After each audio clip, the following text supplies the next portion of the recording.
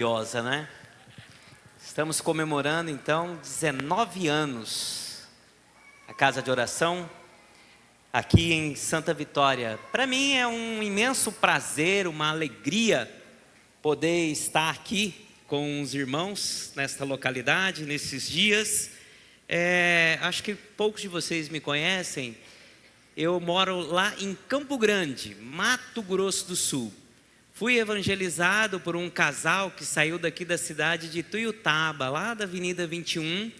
Pregou o evangelho, um homem, uma mulher e a sua Bíblia, e assim eu me converti. Eu sou médico, ginecologista, casado com a Vânia, que está aqui na frente, a minha esposa. Tenho 2 filhas, 2 irmãs, 2 cunhadas, uma sogra só, graças a Deus, Deus é bondoso. E uma mãe, né? Minha mãe está ali, a minha mãe, meu pai, seu Elício e a dona Cleide, Raquel e Joaquim, que é um casal precioso lá da nossa casa de oração. Então eu posso falar para os irmãos que o meu mundo é cor-de-rosa. Então eu vivo neste ambiente feminino. E antes que você me pergunte, eu não sou parente do Tarcísio, tá? Aqui, ó, você está olhando. Ah, já tirou a minha cara, né? Ainda bem. Eu não sou parente do Tarcísio, mas não tem problema me confundir com ele, não. Eu só não gosto que me chame de Gilmar Mendes. Aí você vai ter um problema. Bom, nós vamos então tratar esse final de semana a respeito de famílias firmadas em Deus, vivendo o propósito do reino. É muito interessante a gente pensar a respeito de como Deus formou o homem e como Deus formou a humanidade a partir de um único casal. Vamos abrir as nossas Bíblias lá em Deuteronômio, no capítulo 4, começando no versículo 5. Acho que não está passando aqui não.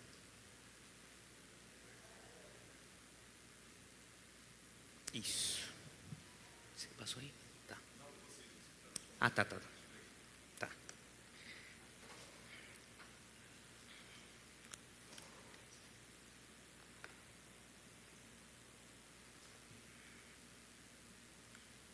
Deuteronômio, capítulo 4, versículo 5.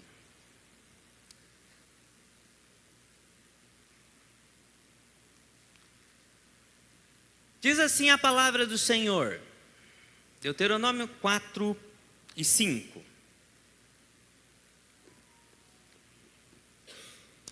Eu lhes ensinei decretos e leis, como me ordenou o Senhor, o meu Deus, para que sejam cumpridos na terra na qual vocês estão entrando, para dela tomar posse. Vocês devem obedecer-lhes e cumpri-los, pois assim os outros povos verão a sabedoria e o discernimento de vocês. Quando eles ouvirem todos estes decretos, dirão: de fato, esta grande nação é um povo sábio e inteligente, pois que grande nação tem um Deus tão próximo como o Senhor, o nosso Deus, sempre que o invocarmos?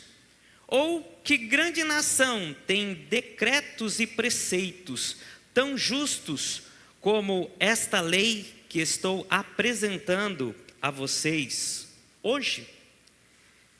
Vamos curvar as nossas cabeças novamente e orar ao Senhor.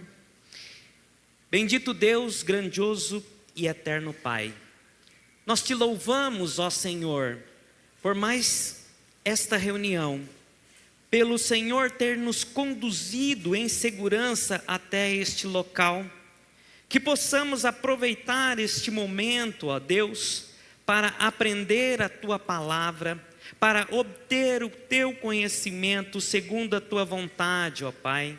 E que este conhecimento possa ser aplicado na nossa vida, na nossa família e também na nossa sociedade, ó Pai. Que as pessoas que estão aqui em Santa Vitória possam olhar para cada irmão aqui que está e possa dizer que este povo é sábio e inteligente, porque é um povo que ouve a tua voz, ó Pai, que é um povo que cumpre aquilo que o Senhor tem ordenado. Pedimos que o Senhor abençoe, ó Pai, esses dias na conferência, que vidas possam ser transformadas neste lugar. Obrigado, ó Pai amado, por tudo, no nome santo e precioso de nosso Senhor e Salvador Jesus Cristo. Amém. Que texto lindo, que texto maravilhoso. É a gente pensar que o povo de Israel caminhou 40 anos no deserto, já estão de frente para a terra de Canaã.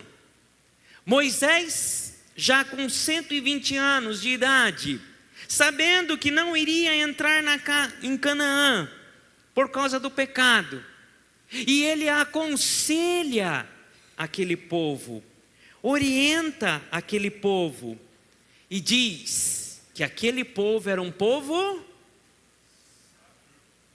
sábio e inteligente. Sabe por que aquele povo era sábio e inteligente aos olhos das nações que ali estavam ao redor? Porque cumpriam a lei do Senhor, cumpriam a vontade de Deus. Quando o povo do Senhor cumpre aquilo que Deus quer, Deus levanta uma nação poderosa. Deus levanta homens e mulheres que são sábios e inteligentes. Mas qual é a situação que nós vivemos hoje? Será que nós conseguimos refletir isso na sociedade? Bom, falando um pouco a respeito de família, houve um homem muito sábio, chamado Rui Barbosa. Esse homem disse que família é a célula máter da sociedade. Numa discussão, há muito tempo atrás, mais ou menos uns 13 anos, Silas Malafaia discutiu com Marília Gabriela. E ele falou uma coisa que eu achei muito interessante.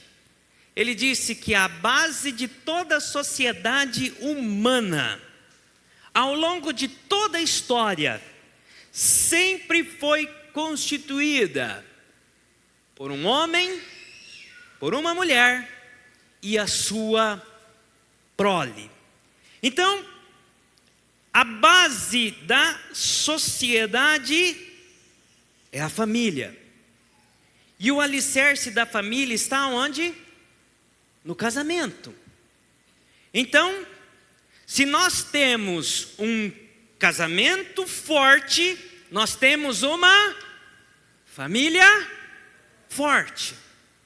E se nós temos famílias fortes, nós temos uma sociedade forte, uma nação forte, um povo forte, um povo sábio e inteligente.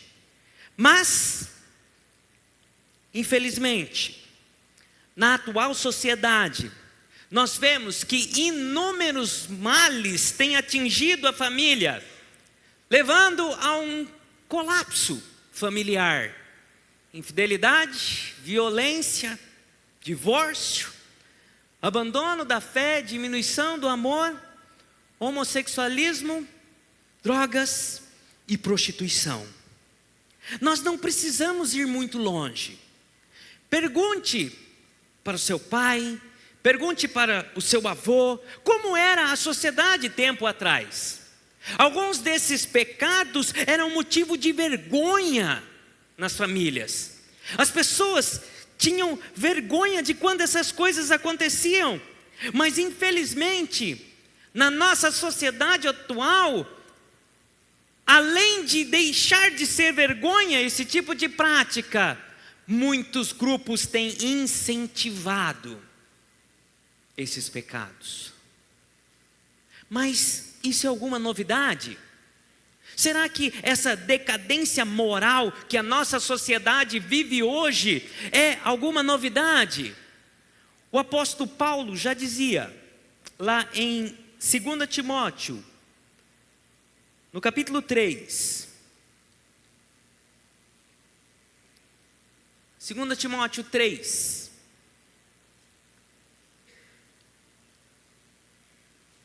e 1, ele diz assim: saiba disto, nos últimos dias sobrevirão tempos terríveis. Os homens serão egoístas, avarentos, presunçosos, arrogantes, blasfemos, desobedientes aos pais, ingratos, ímpios, sem amor pela família, irreconciliáveis, caluniadores, sem domínio próprio, cruéis, inimigos do bem, traidores, precipitados, soberbos, mais amante dos prazeres do que amigo de Deus, tendo aparência de piedade, mas negando o seu poder. Afaste-se destes também. Então, meus irmãos, preste atenção. O apóstolo Paulo aqui, ele não está falando que talvez, lá no futuro, lá no fim dos dias, não, ele está afirmando que no fim dos dias, os tempos seriam terríveis. Ora, quais são os resultados dessa investida de Satanás no âmbito da família? Eu acho muito legal quando as pessoas falam assim: ai, a masculinidade está sendo atacada. Realmente, eu sei, eu sofro, gente. Eu como homem sofro, vocês também, né? Mas Satanás, ele age em todas as frentes. A mulher é vítima, as crianças são vítimas, a família toda. Existe um aumento desenfreado de grupos defensores de práticas pecaminosas. Satanás atua na destruição da família desde o Éden. E em todas as áreas da família. Ora, hoje nós temos muito mais legislação, por exemplo, que protegem o meio ambiente do que a vida humana. A gente vive uma sociedade que se preocupa muito mais com uma árvore, com um cachorro, com a capivara, do que com a vida humana. Por exemplo, você sabe por que até hoje a Transamazônica não é asfaltada? Por causa das leis ambientais. Ela já foi asfaltada um dia. Ah, vamos preservar as árvores. Mas e quantas comunidades são prejudicadas, vivem lá no Amazonas, no meio da floresta, sem assistência e sem acesso por causa de uma rodovia que não é asfaltada? Ah, vamos proteger as baleias. Eu gosto de proteger as baleias, sabia? É tão legal proteger a baleia do Japão. É chato arrumar o quarto e lavar a louça. Agora cuidar da baleia é legal. Mas é proibido matar as focas e baleias. São crimes inafiançáveis. Mas deixar os povos esquimós passarem fome e frio, tudo bem. Hoje já existem hotéis que preferem receber animais receber pets do que crianças. Em 2019 nós fomos para a Europa e eu vi isso, pessoas com carrinho, levando seus cachorros, hotéis com placa, aceitamos pets, crianças não. E infelizmente, essas coisas são vividas hoje no nosso país. Infelizmente. E são 3 coisas que nós vamos ver na nossa geração. Bom, eu me converti no começo da década de 90. E eu vi uma vez uma discussão entre alguns irmãos lá em Campo Grande mesmo. E esses irmãos falavam assim, são 3 coisas que nós vamos ver na nossa geração. E naquela época, em 1990, eu achava isso um absurdo. Não vai acontecer isso não. O Brasil é um país conservador, de maioria cristã. Isso não vai acontecer. São 3 coisas que nós vamos ver ainda. Uma nós já vimos. A legalização do casamento homossexual. A liberação das drogas. E a descriminalização do aborto. Meus irmãos, isso eu ouvi em 1990 e eu fiquei chocado. Qual é o nível que nós estamos hoje? Essas coisas parecem que são realidades muito próximas de nós. A destruição do conceito de família. Qual é o conceito de família hoje? 2 homens, um gato e uma planta. Pode ser uma família. A redefinição do conceito de casamento. A palavra casal, só deve ser aplicada a homem e mulher, porque somente homem e mulher pode se acasalar. Mas hoje nós vivemos um conceito aberto. A destruição das definições. As pessoas, é impressão minha, mas eu não sei qual palavra que eu vou usar sem ofender muito. Mas parece que as pessoas ficaram burras. As pessoas não sabem a definição de uma família, a definição de casamento.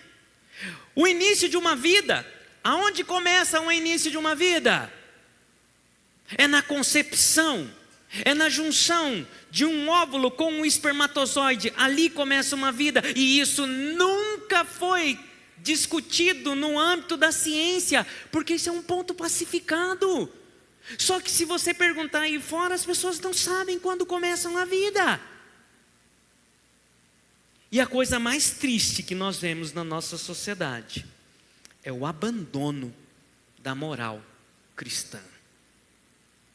Quando a moral cristã ela é atacada, a família é atacada. E qual é a consequência disso? Destruição das famílias. Olha o Brasil em números. Isso aqui são apenas uma década. O número de casamentos diminuiu e o número de divórcios aumentou. Em 2010, eram quase 240 mil divórcios no país. Em 2022, esse número mais que dobrou. 420.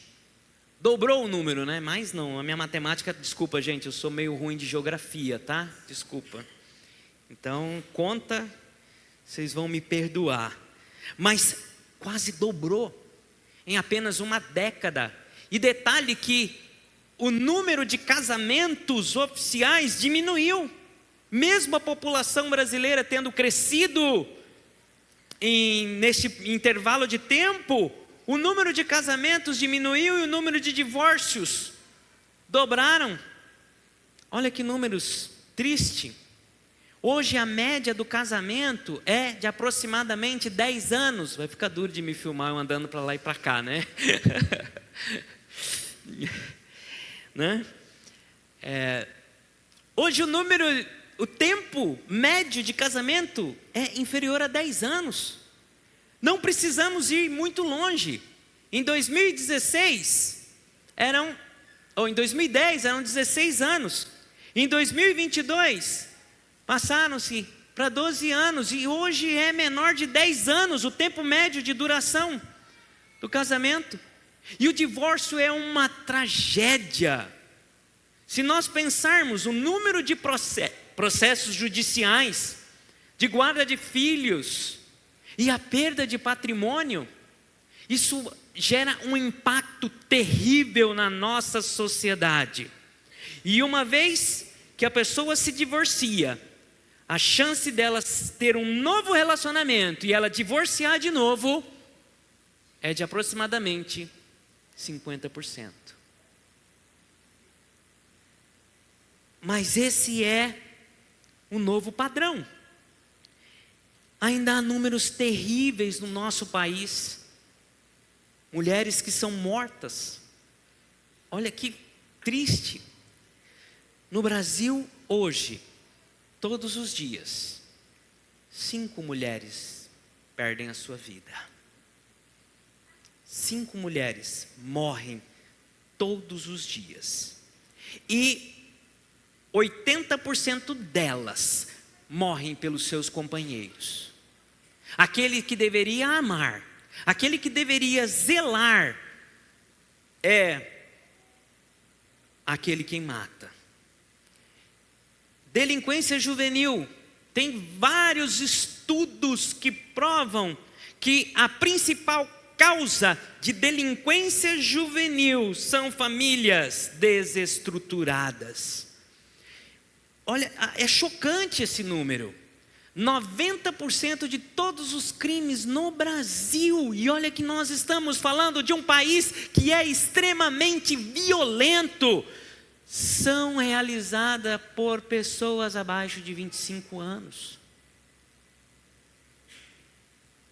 E em 2013 nós tivemos a belíssima aprovação da lei do casamento homoafetivo.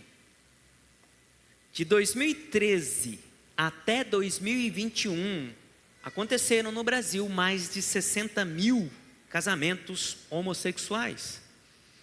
Parece bastante, mas olha só, gente, é apenas 1% de todos os casamentos.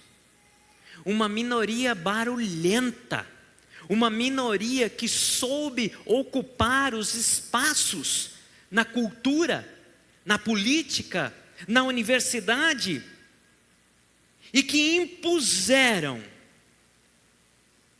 acima da nossa moral e do nosso costume, que ainda é cristã. Pois bem, mas aí eu te pergunto, nós estamos falando do mundo, nós estamos falando lá fora. E aí eu te pergunto, será que é diferente dentro da igreja? Será que na igreja é diferente? George Barna, um pesquisador americano, fez um estudo em 2020 e infelizmente ele chegou à triste conclusão de que cristãos hoje se comportam igual aos incrédulos dentro do seu relacionamento. Infelizmente hoje, a igreja cada vez mais tem sido influenciada, cada vez mais a igreja tem tomado, amoldado aos padrões do mundo. Uma vez, lá em Campo Grande acontece essas coisas, aqui em Santa Vitória não, certeza. Tinha uma igreja do lado de um bar. Uma igreja em um bar. E eu passei na porta, bem na hora que estava terminando o culto. Aí saiu o povo da igreja e o povo do bar junto. E eu não sabia, não dá para saber quem é quem. Era igual. Era igual. A igreja está assumindo a forma de falar, de se vestir, de se divertir, o mesmo linguajar que o mundo. E o mais triste, a redução de crenças, de doutrinas principais da igreja. A Bíblia está sendo questionada, a nossa fé está sendo atacada. Pessoas que duvidam da impecabilidade de Cristo, pessoas que questionam a inerrância das Escrituras, pessoas que querem atualizar. E eu vou falar para você, a Bíblia ela não é um livro atualizado, não é. A Bíblia não é um livro antiquado, não é. A Bíblia, ela é um livro atemporal. As palavras de Deus não estão sujeitas à influência da cultura, dos costumes. A humanidade muda, a humanidade passa, a língua vai mudando, mas a palavra de Deus ela permanece imutável. Sabe por quê? Porque Deus não está sujeito ao tempo. E muitos hoje questionam Deus como uma única fonte de verdade. Meus irmãos, mas nessa salada toda de só notícia ruim, nós temos algumas notícias boas. Nós vemos o crescimento dos evangélicos no nosso país. Bom, os primeiros missionários começaram a chegar de uma forma efetiva no Brasil a partir de 1920, década de 20, de 30, até 1960, os evangélicos eram considerados apenas 5% da população. Em 1990, saltamos de 5% para 20%. Hoje, estima-se que entre 30% e 35% da população sejam evangélicos. E uma coisa boa, né? A maioria deles entre jovens e mulheres. E estima-se, tem um estudo que diz que em 2030 haverão mais evangélicos do que católicos. Olha só um número assustador, né? Assustador não, um número bom, né? Um aumento de crescimento da população. Mas aí eu te pergunto, qual é o impacto que esse crescimento de evangélicos teve no nosso país? Qual é o impacto na nossa sociedade com essa multidão de pessoas que se declaram evangélicos, que se declaram seguidores de Cristo? Nós esperaríamos mais o quê? Mais amor ao próximo, mais generosidade, mais bondade, mais pessoas fiéis àquilo que Deus tem falado na sua palavra. É isso que nós vemos? Será que como sociedade hoje nós somos melhores ou piores do que na década de 60? O que está acontecendo? Por que essa grande multidão de pessoas que se dizem cristãs não conseguem impactar positivamente a nossa sociedade. Nós acabamos de aprender que quando o povo do Senhor obedece à voz do Senhor, é um povo que? Sábio e inteligente. Mas é isso que nós vemos? Eu fico até incomodado quando alguém fala que o Brasil é um país cristão. O Brasil não é um país cristão.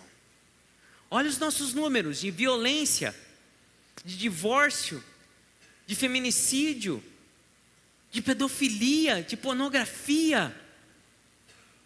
Isso são números de um país cristão? É melhor ser muçulmano. Porque nos Emirados Árabes Unidos, esses números são muito menores. Mas por que nós chegamos a esse nível de degradação? O Senhor Jesus respondeu, numa discussão com os fariseus. Ele respondeu em Mateus 22 e 29.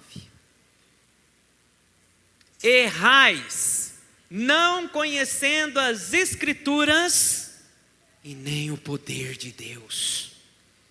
Nós vivemos uma geração, eu não sei nem se eu posso dizer isso, será que eu posso? Está filmando, né? Eu não tenho advogado. Eu mando a conta para a casa de oração de Santa Vitória, né? Não, brincadeira. Mas nós vivemos uma geração de evangélicos incrédulos, de crentes ateus, crentes que não conhecem a palavra de Deus. Porque um crente que não conhece a palavra de Deus e não pratica, ele é um ateu. Ficou com medo, né? Acho que isso eu posso falar ainda, né? Tão boa a nossa democracia, a nossa liberdade de expressão. Oséias, ele fala ao povo do Senhor, já perto do castigo que Deus iria descer sobre a nação de Israel. Ele diz: o meu povo perece, ou o meu povo está sendo destruído, porque lhe falta o conhecimento. E Deus diz: também eu te rejeitarei. E olha, eu leio esse texto, eu fico assim, falei para vocês, né? Eu tenho 2 filhas, uma de 14 e outra de 9, 2 meninas, pai de menina sofre, mas eu creio que a igreja não vai passar pela grande tribulação, então estou tranquilo, né? Está chegando, né? Adolescência, né? Você está rindo, né? Você também vai passar pela grande tribulação, tá? Você está mais perto que eu. Brincadeira, meus irmãos. Mas olha que triste Deus falando: e tu, sacerdote, visto que você esqueceu a lei de Deus, a lei do teu Deus, também eu me esquecerei dos teus filhos. Esquece de mim, mas não esquece dos meus filhos, não? Mas Deus é misericordioso, Deus é amoroso. Assim então o profeta faz um convite: conheçamos e prossigamos em conhecer o Senhor. Conheçamos e prossigamos em conhecer o Senhor. Conhecer o Senhor não é algo como o dia que eu encontrei a minha esposa. Oi, tudo bem? Sou Gilmar, sou médico, meu CRM. Abre porta, gente. Aí eu conheci ela, mas eu ainda estou conhecendo ela, porque conhecer é um ato o quê? Contínuo. Conheçamos e prossigamos em conhecer o Senhor, assim como a alva certa a sua vinda também. e ele descerá a nós como chuva seródia sobre a terra. Então, neste final de semana, nós vamos conhecer o Senhor. Ainda agora à noite, a gente vai falar um pouquinho sobre casamento. Amanhã à tarde, nós vamos trazer um pouco a respeito de saúde. Nós vamos abordar um pouquinho de saúde. Se der tempo à tarde, a gente vai fazer, abrir para os irmãos fazerem umas perguntas, né? À noite, nós vamos traçar o caminho para a restauração. A restauração do seu lar começa aonde? Domingo de manhã nós vamos falar a respeito do papel do homem e da mulher. E à noite nós vamos terminar falando sobre pais e filhos e lidando com algumas situações conflitantes. Conheçamos e prossigamos em conhecer o Senhor. Agora eu quero que os irmãos prestem atenção. Se você não entendeu nada até agora desses números, dessas coisas todas que eu falei, eu gostaria que você prestasse atenção somente nesses 2 versículos. Qual é o segredo para uma família feliz? Qual é o segredo para uma família feliz? Deus disse ao povo de Israel, relembrando novamente a lei, lá em Deuteronômio, no capítulo 6, ele diz assim: ouve, pois, Israel, e atenta em guardares, para que te bem suceda e muito te multipliques, como te disse o Senhor teu Deus, o Deus de teus pais, na terra que emana leite e mel. Você quer sucesso? Olha, parece até coach agora, né? Legal agora, né? Você quer ter sucesso na sua vida? Você quer ter uma vida próspera? Faça um curso comigo, é apenas 10 parcelas de R$5.000, mas eu garanto que a sua vida será transformada. Brincadeira, gente. Mas se você quiser pagar, eu aceito. Depois eu te passo o Pix. Gente, o segredo está aqui, ó. Está aqui na sua mão. O segredo está aqui, ó. Que é uma família de sucesso e próspera. Às vezes a gente tem tanto medo da maldição chamada teologia da prosperidade, que às vezes a gente esquece que Deus abençoa sim. Que Deus abençoa aqueles que fazem a tua vontade, aqueles que guardam a sua palavra. Afinal de contas, quando um povo obedece aquilo que Deus fala, este povo é um povo sábio e inteligente.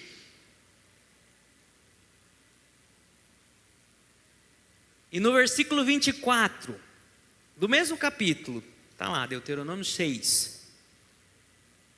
E o Senhor nos ordenou para que cumpríssemos todos esses estatutos, que temêssemos ao Senhor nosso Deus para o nosso perpétuo bem, para nos guardar em vida, como no dia de hoje. Dentro do contexto, Moisés está falando, se um dia, teu filho te perguntar, ô pai, por que nós temos que guardar a palavra de Deus? Ô pai, por que eu tenho que ler a Bíblia? Por que eu tenho que acordar cedo no domingo e ir para a escola dominical, enquanto os meus amigos vão jogar bola? Por que eu tenho que orar? Por que eu tenho que andar dentro daquilo que o Senhor fala? Aí você vai falar assim, você sabe por quê, meu filho, que você tem que guardar para o seu próprio bem? Quer ter uma vida, uma família de sucesso? Quer ter uma vida dentro dos padrões do Senhor? Ouve a palavra de Deus.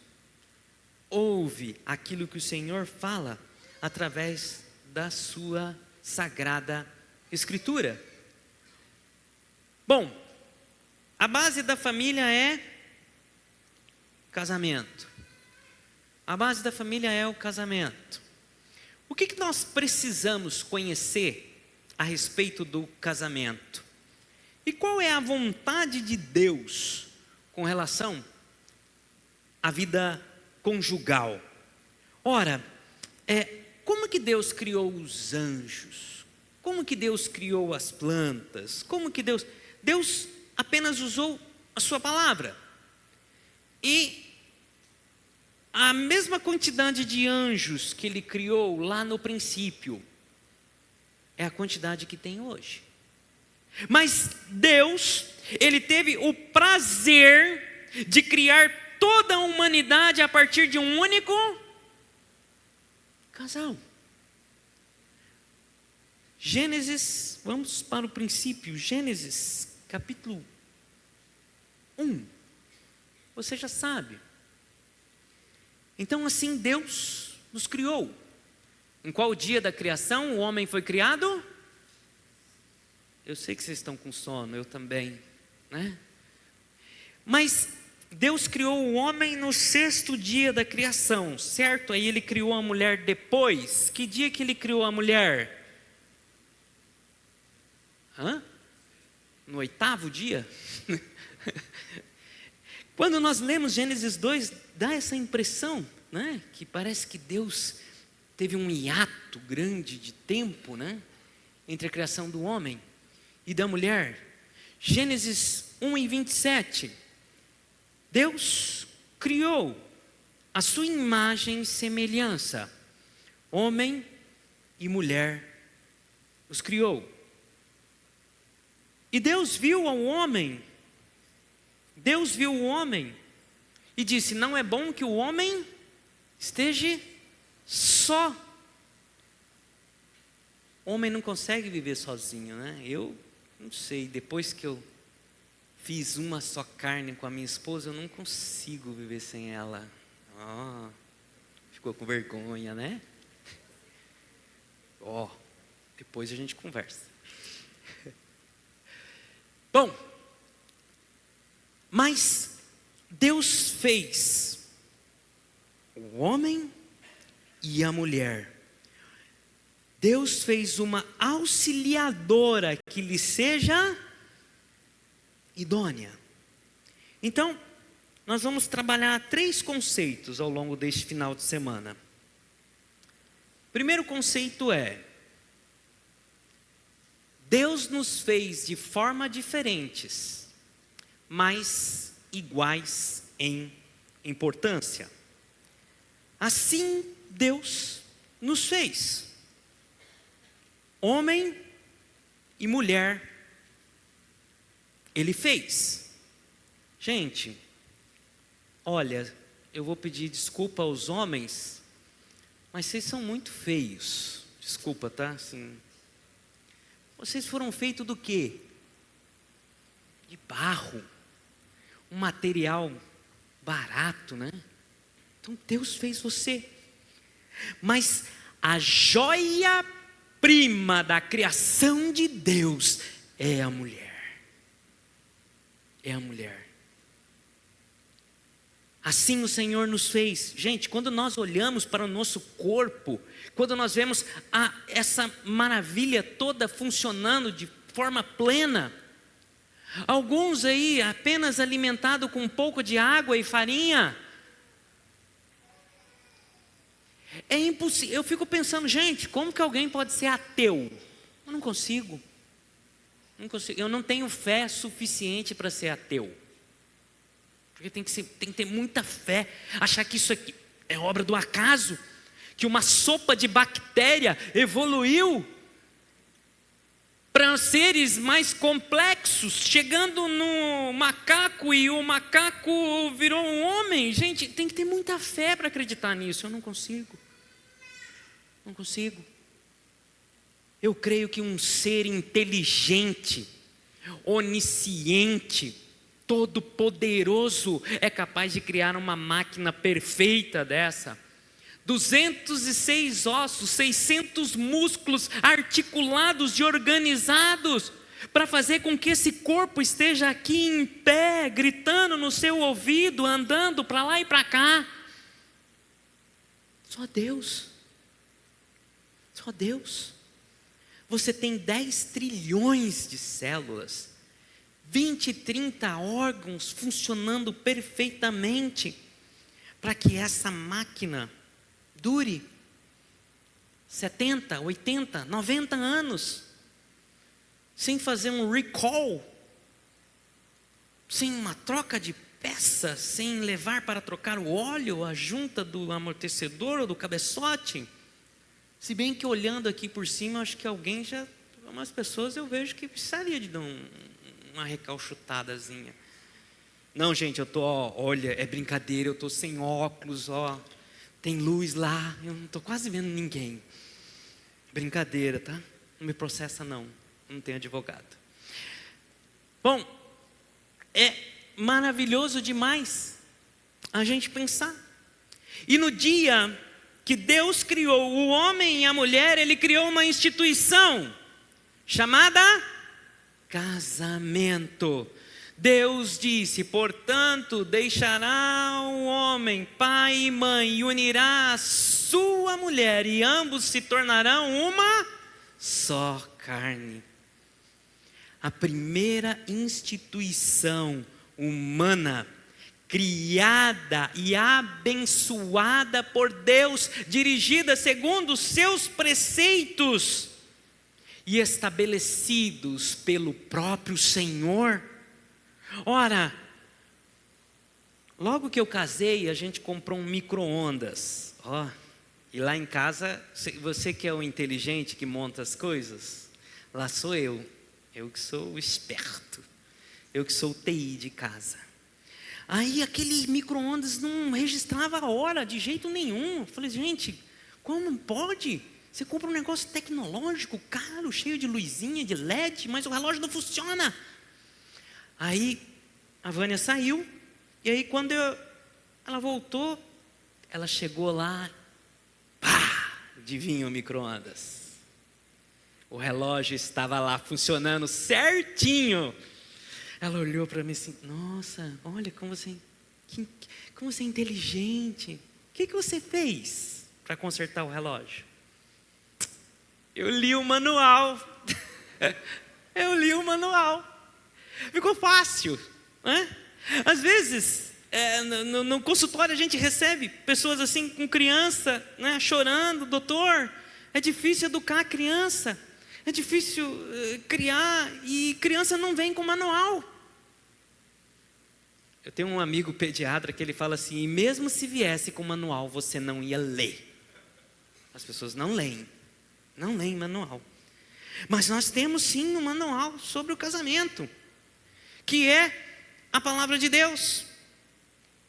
Então nós temos aqui o primeiro conceito. Deixa eu voltar aqui. Volta aqui, não adianta eu voltar aqui no meu computador, né? Liga não, que eu sou bem desenvolvido com essa parte de tecnologia. Nós somos criados de formas diferentes, porém iguais em importância. Decorem isso. Segundo conceito é o conceito de uma só carne.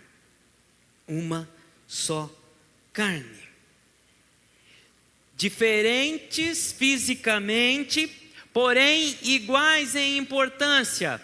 O casamento, segundo a vontade de Deus, ele é monogâmico, isto é, uma mulher e um homem. Heterossexual, indissolúvel.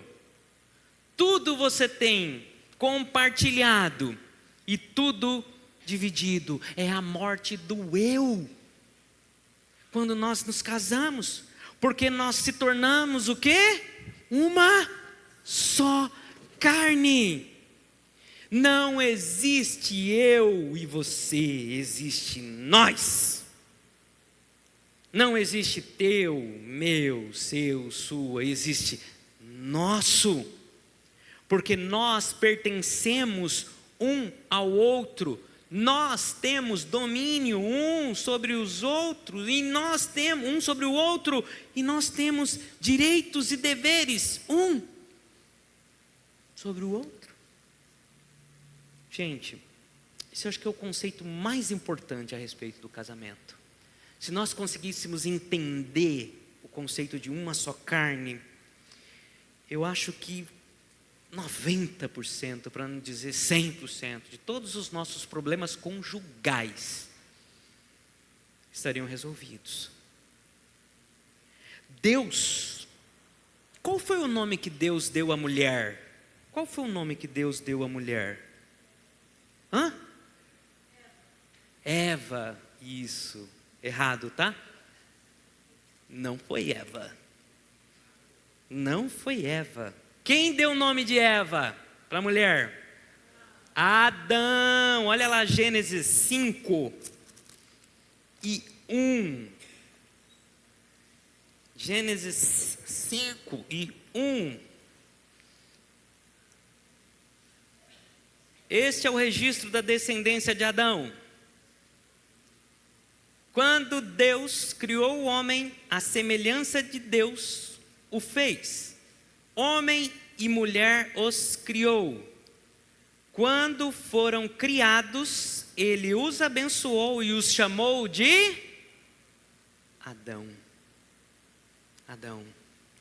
Ou varão, ou homem, dependendo da sua versão. Quem deu o nome à mulher Eva foi o próprio homem. Mas Deus os chamou de Adão. Sabe por que Deus chamou de Adão? Porque aos olhos de Deus, quando ele olhava para Adão e Eva, que haviam se tornado uma só carne, ele via apenas um. Quando o Senhor olha para você, quando o Senhor olha para a irmã Ângela, Ele vê quem? O irmão Inácio. Não importa, você pode estar no seu trabalho, você pode estar na sua escola, você pode estar na sua faculdade, você pode estar distante fisicamente, mas quando Deus olha para você, Ele vê o seu esposo, porque vocês são uma só carne. Uma só carne. Gente, o conceito de uma só carne é isso aqui, ó. Olha aqui para mim. Já estou acabando, tá? Isso aqui. Isso aqui. O que vocês estão vendo aqui? Vocês estão vendo um corpo, né? Vocês estão vendo uma carne. Uma carne. Aqui na mão direita sou eu. Aqui sou eu. Aqui na mão esquerda é a minha esposa. Minha esposa. A minha mão direita jamais vai beliscar a minha mão esquerda.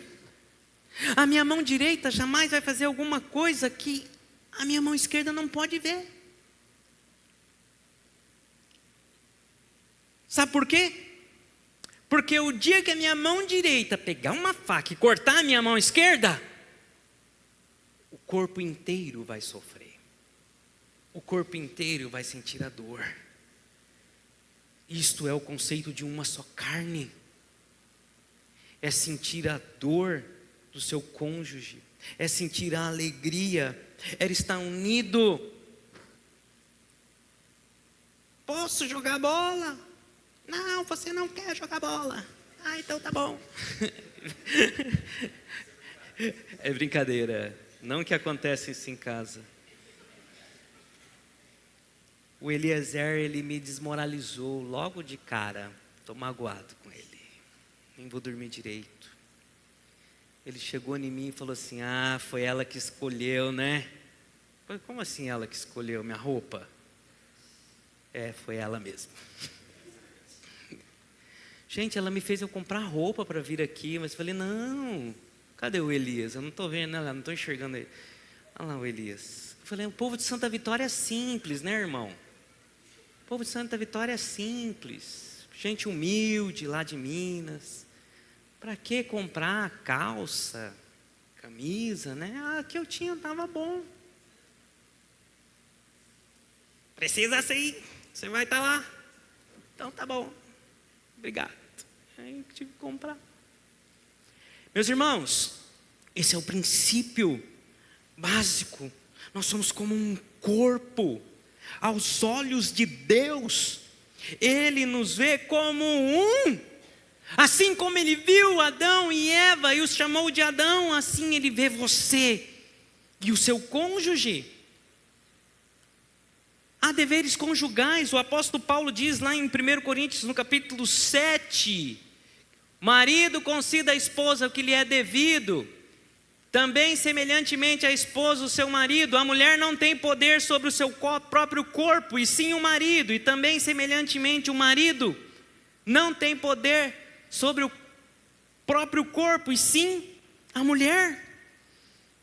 Pertencem ao outro. E sabe quem foi a nossa testemunha o dia que você disse sim? Lá em Malaquias está escrito: Israel acabou de voltar do cativeiro babilônico.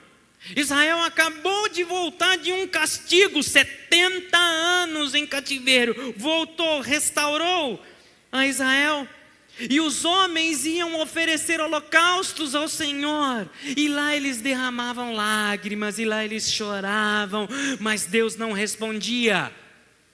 Sabe por que Deus não respondia? As ofertas e os lamentos dos homens que iriam oferecer ao Senhor lá no templo, porque o Senhor foi testemunha entre ti e a mulher da tua mocidade, com a qual tu fosse desleal, sendo ela a tua companheira e a mulher da tua aliança. O Senhor é testemunha do dia em que você disse sim a sua esposa e o seu esposo. E ele ainda continua, diz lá no capítulo 2, versículo 16, Malaquias 2:16, eu odeio o divórcio, assim como também eu odeio de homens que se vestem de violência. Por isso tenham bom senso e não sejam infiéis. Pastor batista americano John MacArthur Jr., que tem bons livros nessa área de família, faleceu recente, né? Acho que agora em julho, agosto. Uma grande perda, um homem que influenciava uma geração. Ele diz que o casamento entre dois cristãos é, acima de tudo, um compromisso com Jesus, um compromisso com Deus, e depois o compromisso de um para com o outro. Deus nos fez iguais em importância. Vivemos numa sociedade decaída, mas a palavra de Deus está sendo lançada nesta noite, neste final de semana, a um povo sábio e inteligente. Deus criou a humanidade a partir de um único casal. A base da sociedade é a família, e a base da família é o casamento. E no dia em que nós dizemos sim à nossa família, nós fizemos um compromisso público. E o Senhor é testemunha do dia em que você assumiu um compromisso com a sua esposa. Nós estaremos então, durante esses dias, e se você tiver alguma dúvida, se depois a gente quiser conversar, eu estarei à disposição dos irmãos. Lembrando que então amanhã à tarde nós vamos falar um pouco sobre saúde. À noite, caminho para a restauração do seu lar. Domingo de manhã nós vamos falar sobre papel, marido e da mulher. E domingo à noite nós vamos falar um pouco sobre pais e filhos e discutirmos algumas situações conflitantes da família. Que Deus nos abençoe. Amém?